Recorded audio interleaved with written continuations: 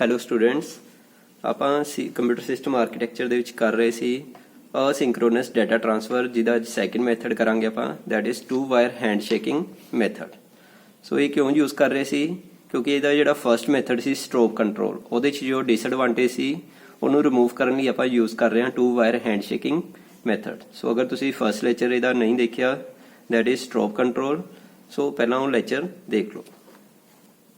ਸੋ 2 wire ਹੈਂਡਸ਼ੇਕਿੰਗ method ਦੇ ਵਿੱਚ ਕੀ ਹੋਏਗਾ ਕਿ ਆਪਾਂ 3 ਸਿਗਨਲਸ ਯੂਜ਼ ਕਰਾਂਗੇ, ਯਾਨੀ ਕਿ 3 ਲਾਈਨਸ ਆਪਾਂ ਯੂਜ਼ ਕਰਾਂਗੇ। ਸੋ ਦੇਖੋ ਇਹਦੀ ਵਰਕਿੰਗ ਸਮਝਦੇ ਪਹਿਲਾਂ ਆਪਾਂ ਸੋਰਸ ਇਨੀਸ਼ੀਏਟਰ ਦੇ ਵਿੱਚ ਕੀ ਹੈ ਕਿ ਸਭ ਤੋਂ ਪਹਿਲਾਂ ਸੋਰਸ ਕੀ ਕਰੇਗਾ। ਸੋਰਸ ਇਨੀਸ਼ੀਏਟਰ ਦਾ ਮਤਲਬ ਕੀ ਹੁੰਦਾ ਹੈ ਕਿ ਸੋਰਸ ਨੇ ਡਾਟਾ ਟ੍ਰਾਂਸਫਰ ਕਰਨਾ ਹੈ। ਸੋ ਸੋਰਸ ਕੀ ਕਰੂਗਾ, ਪਹਿਲਾਂ ਡਾਟਾ ਬੱਸ ਦੇ ਉੱਤੇ ਡਾਟਾ ਪਲੇਸ ਕਰ ਦੇਗਾ ਤੇ ਨਾਲ ਹੀ ਇੱਕ ਸਿਗਨਲ ਐਕਟੀਵੇਟ ਕਰੇਗਾ, ਦੈਟ ਇਜ਼ ਵੈਲਿਡ ਡਾਟਾ। ਜਿਵੇਂ ਉਹਦੇ ਵਿੱਚ ਆਪਾਂ ਸਟ੍ਰੋਬ ਸਿਗਨਲ ਐਕਟੀਵੇਟ ਕਰਦੇ ਸੀ, ਸੋ ਇੱਥੇ ਸਿਗਨਲ ਦਾ ਨਾਮ ਆਪਾਂ ਕੀ ਰੱਖਿਆ ਹੈ, ਵੈਲਿਡ ਡਾਟਾ, ਜਿਹਦੇ ਨਾਲ ਕਿ ਡੈਸਟੀਨੇਸ਼ਨ ਨੂੰ ਪਤਾ ਲੱਗ ਜਾਏਗਾ ਕਿ ਹੁਣ ਡਾਟਾ ਬੱਸ ਦੇ ਉੱਤੇ ਹੈ ਜੋ ਡਾਟਾ ਵੈਲਿਡ ਪਿਆ ਹੈ ਤੇ ਉਹ ਡਾਟਾ ਨੂੰ ਰਿਸੀਵ ਕਰਨਾ ਹੈ। ਤਾਂ ਡੈਸਟੀਨੇਸ਼ਨ ਯੂਨਿਟ ਕੀ ਕਰੇਗੀ, ਹੁਣ ਇਹ ਡਾਟਾ ਨੂੰ ਰਿਸੀਵ ਕਰਨਾ ਸਟਾਰਟ ਕਰ ਦੇਗੀ ਤੇ ਆਪਣੇ ਰਜਿਸਟਰ ਦੇ ਵਿੱਚ ਸਟੋਰ ਕਰ ਦੇਗੀ। ਅਗਰ ਇਹ ਬਿਜ਼ੀ ਵੀ ਹੈ, ਅਗਰ ਡੈਸਟੀਨੇਸ਼ਨ ਯੂਨਿਟ ਬਿਜ਼ੀ ਵੀ ਹੈ ਜਿਵੇਂ ਕਿ ਸਟ੍ਰੋਬ ਕੰਟਰੋਲ 'ਚ ਹੁੰਦਾ ਸੀ, ਤਾਂ ਵੀ ਇਹ ਡਾਟਾ ਉਹਨਾਂ ਟਾਈਮ ਇੱਥੇ ਐਕਟੀਵੇਟ ਹੀ ਰਹੇਗਾ ਜਦੋਂ ਤੱਕ ਇਹ ਡੈਸਟੀਨੇਸ਼ਨ ਯੂਨਿਟ ਇਹਨੂੰ ਇਨਫੋਰਮ ਨਹੀਂ ਕਰੇਗੀ।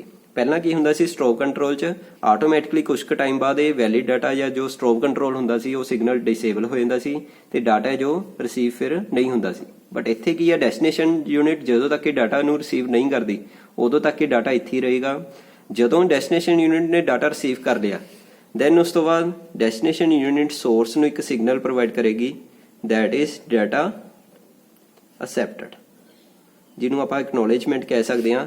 ਸੋ ਇਹਦੇ ਨਾਲ ਕੀ ਹੈ, ਸੋਰਸ ਨੂੰ ਪਤਾ ਲੱਗ ਜਾਏਗਾ ਕਿ ਹੁਣ ਡੈਸਟੀਨੇਸ਼ਨ ਯੂਨਿਟ ਨੇ ਡਾਟਾ ਅਸੈਪਟ ਕਰ ਲਿਆ ਹੈ ਤੇ ਉਸ ਤੋਂ ਬਾਅਦ ਕੀ ਕਰੂਗਾ, ਉਹ ਵੈਲਿਡ ਡਾਟਾ ਨੂੰ ਡਿਸੇਬਲ ਕਰ ਦੂਗਾ, ਜਿਹਦੇ ਨਾਲ ਕੀ ਹੈ ਇਹ ਡਾਟਾ ਇਨਵੈਲੀਡੇਟ ਹੋ ਜਾਂਦਾ ਹੈ, ਤਾਂ ਕਿ ਇਹ ਡੈਸਟੀਨੇਸ਼ਨ ਯੂਨਿਟ ਹੋਰ ਡਾਟਾ ਨੂੰ ਰਿਸੀਵ ਨਾ ਕਰੇ।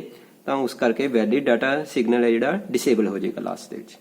ਸੋ ਇਹਦੇ ਵਿੱਚ ਫਸਟ ਸਟੈਪ ਕੀ ਹੋਏਗਾ, ਪਹਿਲਾਂ ਇਹਨੇ ਡਾਟਾ ਪ੍ਰੋਵਾਈਡ ਕੀਤਾ, ਡਾਟਾ ਪਲੇਸ ਕੀਤਾ ਡਾਟਾ ਬੱਸ ਦੇ ਉੱਤੇ, ਦੈਨ ਵੈਲਿਡ ਡਾਟਾ ਨੂੰ ਸਿਗਨਲ ਨੂੰ ਔਨ ਕੀਤਾ, ਇਨੇਬਲ ਕੀਤਾ, ਦੈਨ ਡੈਸਟੀਨੇਸ਼ਨ ਯੂਨਿਟ ਡਾਟਾ ਨੂੰ ਰਿਸੀਵ ਕਰੇਗੀ ਤੇ ਉਸ ਤੋਂ ਬਾਅਦ ਡਾਟਾ ਅਸੈਪਟਡ ਸਿਗਨਲ ਨੂੰ ਐਕਟੀਵੇਟ ਕਰੇਗਾ, ਜਿਹਦੇ ਨਾਲ ਸੋਰਸ ਨੂੰ ਪਤਾ ਲੱਗ ਜਾਊਗਾ ਕਿ ਡਾਟਾ ਰਿਸੀਵ ਹੋ ਚੁੱਕਿਆ ਹੈ ਤੇ ਉਸ ਤੋਂ ਬਾਅਦ ਸੋਰਸ ਯੂਨਿਟ ਕੀ ਕਰੇਗੀ, ਇਹ ਵੈਲਿਡ ਡਾਟਾ ਸਿਗਨਲ ਨੂੰ ਡਿਸੇਬਲ ਕਰ ਦੇਗੀ।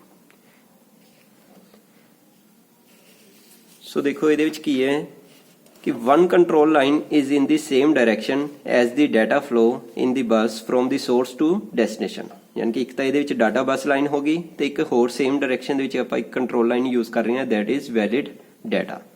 So it is used by the source unit to inform the destination unit whether there is valid data in the bus। So ਇਸ ਕਰਕੇ ਆਪਾਂ ਇਹ ਯੂਜ਼ ਕਰਦੇ ਹਾਂ ਤਾਂ ਕਿ ਡੈਸਟੀਨੇਸ਼ਨ ਯੂਨਿਟ ਨੂੰ ਪਤਾ ਲੱਗ ਜਾਏ ਕਿ ਇੱਥੇ ਜੋ ਡਾਟਾ ਹੈ ਉਹ ਵੈਲਿਡ ਪਿਆ ਹੈ। So the other control line is in the other direction from the destination to source। So ਜਿਹੜਾ ਇੱਕ ਹੋਰ control line ਹੈ ਉਹ ਕੀ ਹੈ, destination to source ਹੈ, ਜਿਹਦਾ ਨਾਮ ਆਪਾਂ ਕੀ ਰੱਖ ਰਹੇ ਹਾਂ, data accepted। So it is used by the destination unit to source whether it can accept the data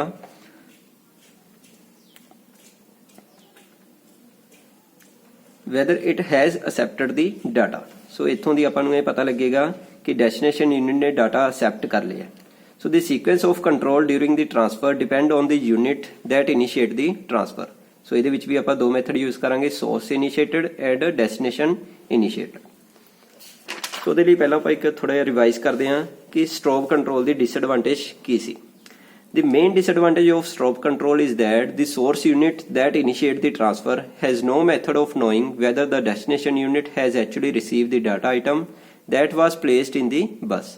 ਸੋ ਆਪਾਂ ਦੇਖਿਆ ਸੀ ਕਿ ਇਹਦੇ 'ਚ ਮੇਨ ਡਿਸਐਡਵਾਂਟੇਜ ਕੀ ਸੀ ਕਿ ਸੋਰਸ ਯੂਨਿਟ ਨੂੰ ਇਹ ਨਹੀਂ ਪਤਾ ਲੱਗਦਾ ਕਿ ਐਕਚੁਅਲ 'ਚ ਡੈਸਟੀਨੇਸ਼ਨ ਨੇ ਡਾਟਾ ਰਿਸੀਵ ਕੀਤਾ ਹੈ ਜਾਂ ਨਹੀਂ ਕੀਤਾ। ਅਗਰ ਡੈਸਟੀਨੇਸ਼ਨ ਯੂਨਿਟ ਬਿਜ਼ੀ ਹੈ ਤਾਂ ਉਹਨੇ ਡਾਟਾ ਨਹੀਂ ਰਿਸੀਵ ਕੀਤਾ ਹੋਏਗਾ, ਬਟ ਇਹ ਚੀਜ਼ ਦੀ ਇਨਫੋਰਮੇਸ਼ਨ ਸੋਰਸ ਨੂੰ ਨਹੀਂ ਹੁੰਦੀ। ਸਿਮਿਲਰਲੀ ਇਹ destination unit that initiate the transfer has no way of knowing whether the source unit has actually placed the data on the bus। ਸੋ ਇਸੇ ਕਰਕੇ ਡੈਸਟੀਨੇਸ਼ਨ ਯੂਨਿਟ ਨੂੰ ਵੀ ਨਹੀਂ ਪਤਾ ਲੱਗਦਾ ਦੂਸਰੇ ਮੈਥਡ 'ਚ ਜੋ ਡੈਸਟੀਨੇਸ਼ਨ ਇਨੀਸ਼ੀਏਟਡ 'ਚ ਸੀ। ਸੋ ਡੈਸਟੀਨੇਸ਼ਨ ਯੂਨਿਟ ਨੂੰ ਨਹੀਂ ਪਤਾ ਲੱਗਦਾ ਕਿ ਐਕਚੁਅਲ 'ਚ ਸੋਰਸ ਨੇ ਡਾਟਾ ਪਲੇਸ ਕੀਤਾ ਹੈ ਜਾਂ ਨਹੀਂ ਕੀਤਾ। So to solve this problem the handshake method introduced, it provide the reply to unit that initiate the transfer। So ਇਹਦੇ ਵਿੱਚ ਕੀ ਹੈ, the data transfer procedure starts when the source begin।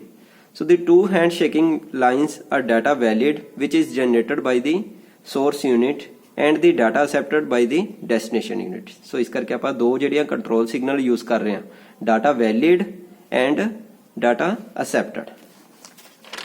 So data valid and data accepted ਇਹ ਦੋ lines ਨੂੰ ਆਪਾਂ use कर रहे हैं as a control signals. So ਇਸ ਕਰਕੇ ਇਹਨੂੰ ਆਪਾਂ ਬੋਲਦੇ ਹਾਂ two wire handshaking method. So ਇਹਦੇ ਵਿੱਚ ਦੇਖੋ ਸੀਕੁਐਂਸ ਕੀ ਹੋਏਗਾ. ਸਭ ਤੋਂ ਪਹਿਲਾਂ ਕੀ ਹੈ ਦੀ source unit initiate the transfer by placing the data on the bus and ਇਨੇਬਲਿੰਗ it's data valid signal. ਸਭ ਤੋਂ ਪਹਿਲਾਂ ਕੀ ਹੈ ਸੋਰਸ ਯੂਨਿਟ ਨੇ ਡਾਟਾ ਪਲੇਸ ਕੀਤਾ ਡਾਟਾ ਬਸ ਦੇ ਉੱਤੇ ਤੇ ਨਾਲ ਹੀ ਜਿਹੜਾ ਡਾਟਾ ਵੈਲਿਡ ਸਿਗਨਲ ਹੈ ਉਹਨੂੰ ਇਨੇਬਲ ਕਰਤਾ. ਸੋ ਦੀ data accepted signal is ਐਕਟੀਵੇਟਡ by the destination unit after it accept the data from the ਬਸ. ਸੋ ਜਦੋਂ ਡੈਸਟੀਨੇਸ਼ਨ ਯੂਨਿਟ ਡਾਟਾ ਨੂੰ ਅਸੈਪਟ ਕਰ ਲੇਗੀ ਉਸ ਤੋਂ ਬਾਅਦ ਕੀ ਹੈ ਉਹ ਅਸੈਪਟਡ ਸਿਗਨਲ ਨੂੰ ਐਕਟੀਵੇਟ ਕਰੇਗਾ. The source unit then disable its data valid signal. ਉਸ ਤੋਂ ਬਾਅਦ ਕੀ ਹੈ source unit data valid signal ਨੂੰ disable ਕਰ ਦੇਗੀ which invalidates the data on the bus. ਜਿਹਦੇ ਨਾਲ ਕੀ ਹੈ ਜਿਹੜਾ data invalid ਹੋ ਜਾਏਗਾ. Similarly, the destination unit then disable its data accepted signals and the system goes into its initial state. ਯਾਨੀ ਕਿ ਡੈਸਟੀਨੇਸ਼ਨ ਯੂਨਿਟ ਕੀ ਹੈ ਉਸ ਤੋਂ ਬਾਅਦ ਡਾਟਾ ਅਸੈਪਟਡ ਸਿਗਨਲ ਨੂੰ ਡਿਸੇਬਲ ਕਰ ਦੇਗੀ ਜਿਹਦੇ ਨਾਲ ਕੀ ਆਪਣਾ ਸਿਸਟਮ ਜੋ ਸਟਾਰਟਿੰਗ ਸਟੇਟ 'ਚ ਆ ਜਾਏਗੀ ਤੇ ਹੁਣ ਨੈਕਸਟ ਟ੍ਰਾਂਸਫਰ ਹੈ ਜੋ ਹੋ ਸਕਦੀ ਹੈ.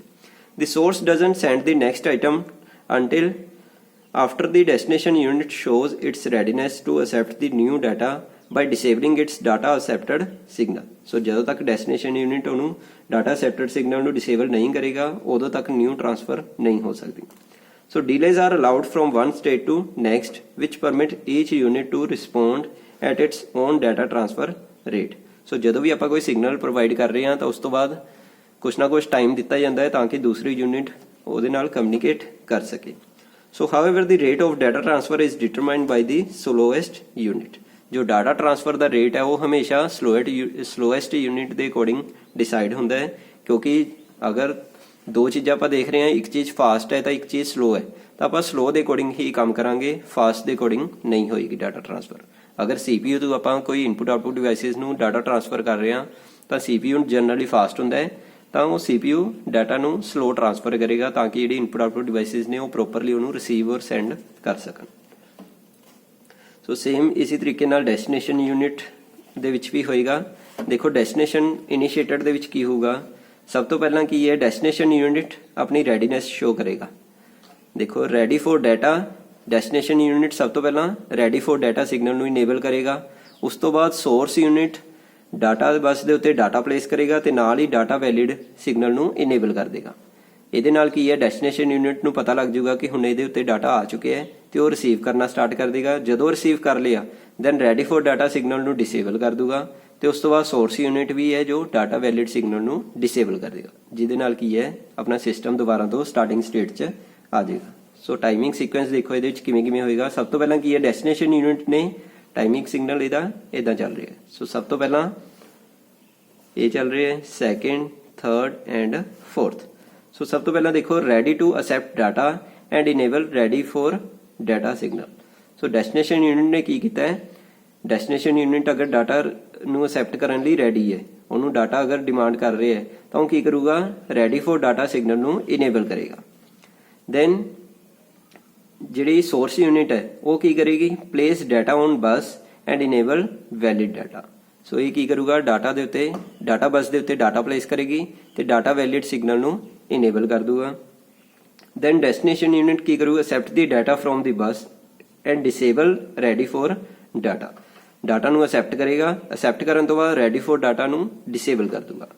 ਦੈਨ ਉਸ ਤੋਂ ਬਾਅਦ ਸੋਰਸ ਯੂਨਿਟ ਕੀ ਕਰੇਗੀ disable data valid. Source unit ਨੇ ਕੀ ਕਰਨਾ ਹੈ ਡਾਟਾ ਵੈਲਿਡ ਨੂੰ ਡਿਸੇਬਲ ਕਰ ਦੇਣਾ ਹੈ ਜਿਹਦੇ ਨਾਲ ਕੀ ਹੋ ਜਾਊਗਾ ਡਾਟਾ ਇਨਵੈਲਿਡ ਹੋ ਜਾਏਗਾ. ਡਾਟਾ ਬਸ ਦੇ ਉੱਤੇ ਜੋ ਡਾਟਾ ਹੈ ਉਹ ਇਨਵੈਲਿਡੇਟ ਹੋ ਜਾਊਗਾ. ਸੋ ਇਹਦੇ ਨਾਲ ਕੀ ਹੈ ਆਪਣਾ ਜੋ ਸਿਸਟਮ ਹੈ ਉਹ ਸਟਾਰਟਿੰਗ ਸਟੇਟ 'ਚ ਪਹੁੰਚ ਚੁੱਕੇ ਹੈ ਤੇ ਇਸ ਤੋਂ ਬਾਅਦ ਨੈਕਸਟ ਟ੍ਰਾਂਸਫਰ ਹੈ ਜੋ ਹੋ ਸਕਦੀ ਹੈ. ਸੋ ਇਹ ਸੀ ਅਸਿੰਕਰੋਨਸ ਡਾਟਾ ਟ੍ਰਾਂਸਫਰ ਜਿਹਦੇ ਆਪਾਂ ਦੋ ਮੈਥਡ ਕੀਤੇ ਹੈ strobe control and two wire handshaking. So ये काफी इंपॉर्टेंट टॉपिक है. Thank you.